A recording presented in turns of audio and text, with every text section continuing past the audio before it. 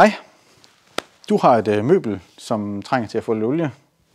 Det kunne være et spisebord, det kunne være et puslebord, noget helt fjerde. Til det, der har vi et plejesæt. I det her plejesæt, der får du en lille manual med. Du får en svamp med til at smøre olien ud med.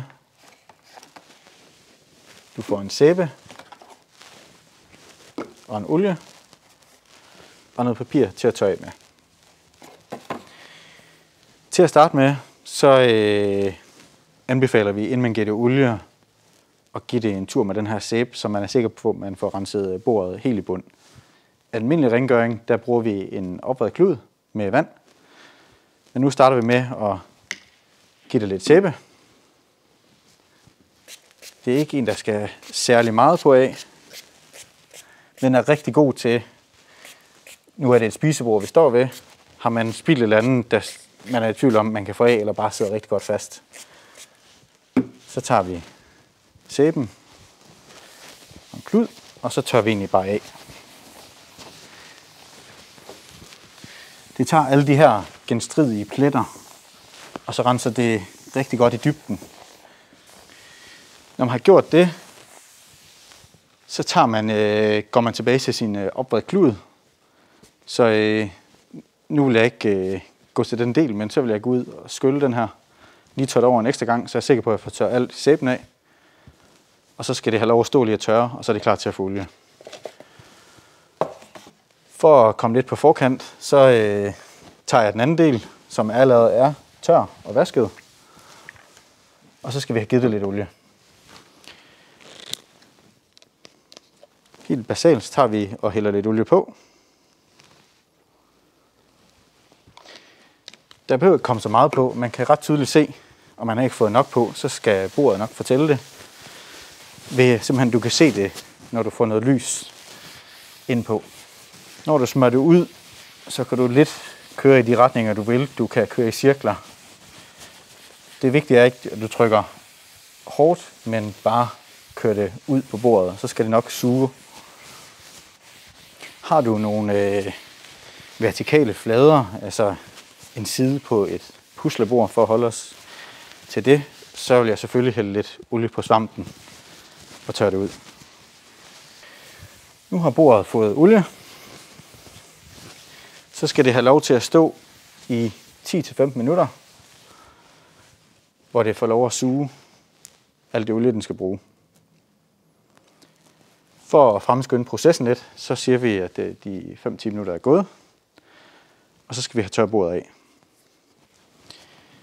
Der har du fået en klud med til i plejesættet, og de holder selvfølgelig ikke evigt, så står du, og det er anden gang, du skal give bordet olie, eller har du fået hældt så meget på, at det er mere, end hvad kluden kan tage, så er en køkkenrulle mindst lige så god.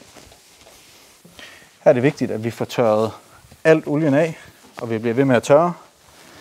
Og på et eller andet tidspunkt, så har den suget så meget olie, at det er på tide, at vi vender den.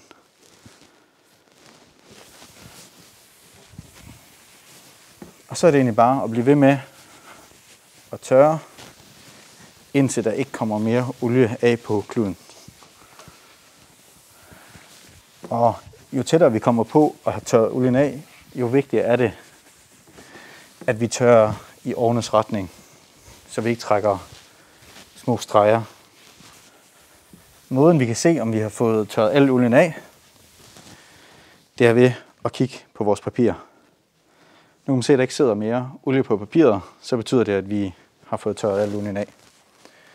Det papir, vi bruger, lægger vi til en side, så vi kan smide det ud senere. Men nu er det egentlig bare at lade dit møbel stå i 12 timer, så det kan tørre ordentligt ind, og så er det klar til brug igen. Når vi er færdige, og mens det tørrer, så skal vi have ryddet op. Det vil sige, noget som kluden skal vi have smidt forsvarligt ud. Det gør vi, fordi at olien er baseret på en lindolie, og det vil sige, at den kan selvantænde. Det er kun de dele, der har været i berøring med det, der kan selvantænde. Så kludene skal vi have ned i en frysepose, lidt vand ned i, luften ud, bind en knude, og så smider vi det ud udenfor, så er vi helt sikre. Svampen derimod, det er en speciel svamp, der ikke kan brænde. Så den kan vi genbruge ved simpelthen bare at lade den ligge og tørre med den side, vi har haft olie på, opad. Og så pakker vi det væk, når den er tør. Så lad den ligge og tørre sammen med bordet til dagen efter, og så pak det hele sammen.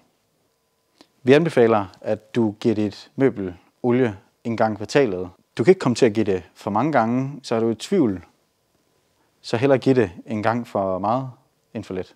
Som du sikkert kan fornemme, så er der ikke så meget i det her med at give dit møbel olie. Vask det af, giv det olie, tør olien af og lad det tørre. Og så selvfølgelig lige så vigtigt, de klude, der har været i berøring med olie, smid dem forsvarligt ud.